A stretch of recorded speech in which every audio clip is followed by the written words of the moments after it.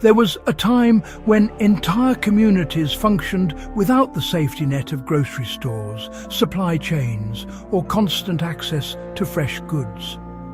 During World War II, rationing was tight, imports were unreliable, and shelves, when they existed, were often empty. Yet families endured not by chance, but by mastering a set of farming practices that turned even the smallest plot of land into a reliable food system. These weren't luxury gardening techniques or hobby experiments. They were practical, repeatable methods designed to keep people fed under pressure. What stands out is how deliberate everything was. Nothing was wasted. Nothing was left to guesswork, and every decision was made with long-term survival in mind. These are the kinds of methods that built real independence, and they still hold value today. They turned every available space into productive farmland. World War II families didn't separate living space from growing space. Yards, pathways, and even small corners were used to grow food. The idea was simple. If sunlight touched it, it could produce something. This approach dramatically increased output without requiring large acreage. A narrow strip along a fence could support climbing beans. Small beds near the house were used for herbs and quick-growing greens. The lesson here is straightforward. Productivity comes from usage, not size. You can start by identifying overlooked spaces around your home and assigning them a purpose. They planted a mix of crops to avoid total failure. Relying on a single crop was too risky. Weather shifts, pests or disease could wipe out an entire harvest. To counter this, families planted a wide range of crops that matured at different times and served different purposes. Root vegetables, leafy greens and legumes were often grown side by side. If one failed, others would still produce. This created a steady, reliable food supply instead of a single high-risk harvest. Applying this today means diversifying your garden instead of focusing on one or two crops. They prioritized crops that could last through winter. Fresh food was important, but long-term storage was critical. Crops like potatoes, carrots, turnips and cabbage formed the backbone of survival because they could be stored for months without refrigeration. These were often kept in cellars, buried in pits, or even left in the ground until needed. This reduced waste and extended food availability deep into winter.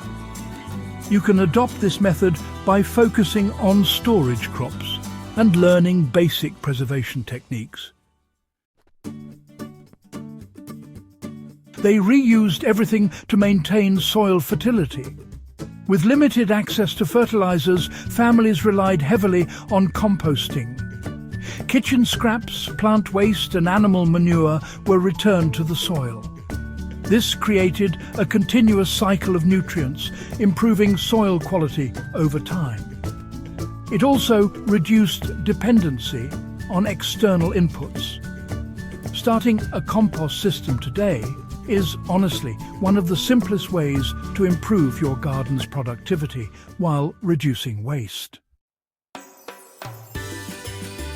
They planted crops together to maximize space and efficiency.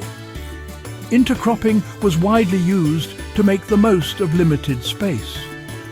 Fast-growing crops were planted alongside slower ones, ensuring that no part of the soil sat unused. For example, leafy greens could be harvested before larger crops needed the space. This method increased yield without expanding the garden. You can apply this by pairing crops with different growth rates and root depths. They conserved water using simple but effective methods. Water wasn't always readily available, so conservation was essential. Mulching with straw, leaves or other organic material helped retain moisture in the soil. This reduced the need for frequent watering and protected plants from temperature extremes. Adding a layer of mulch to your garden is an easy step that can, honestly, significantly improve water efficiency. They preserved food using traditional techniques that required no electricity. Preservation methods like drying, fermenting and canning were part of daily life. Cabbage became sauerkraut, fruits were dried and beans were stored for long-term use. These methods ensured that food remained available even when fresh supplies ran out. You can start small by learning basic fermentation or drying techniques and, gradually expanding your skills. They integrated animals into the farming system. Livestock played a key role in maintaining a balanced system. Chickens provided eggs and helped control pests, while their waste contributed to soil fertility. This integration reduced reliance on external resources and honestly created a more sustainable system. Even small-scale integration, like keeping a few chickens, can have a noticeable impact.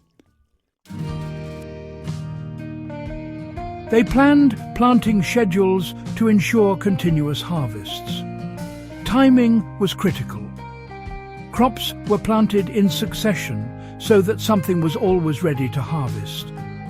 As one crop was removed, another took its place. This prevented gaps in food supply and kept the system productive year-round. Planning your planting schedule with overlapping harvest times can help maintain a steady flow of food. They adapted quickly to changing conditions instead of relying on fixed methods. Perhaps the most important of all these tricks was adaptability.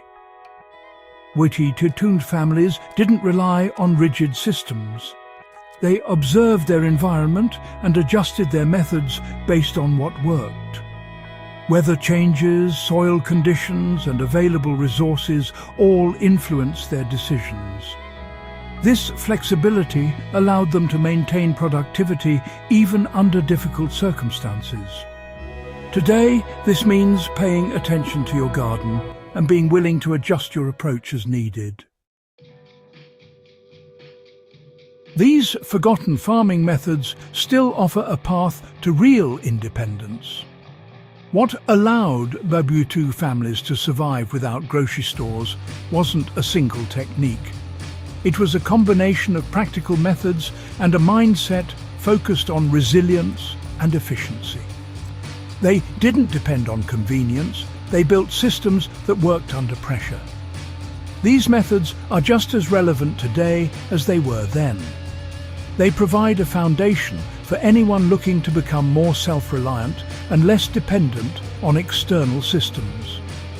If you found this useful, subscribe for more deep dives into WWII history, survival strategies, and practical farming techniques that still work today. Share this with someone who understands that real security starts with what you can grow and sustain yourself.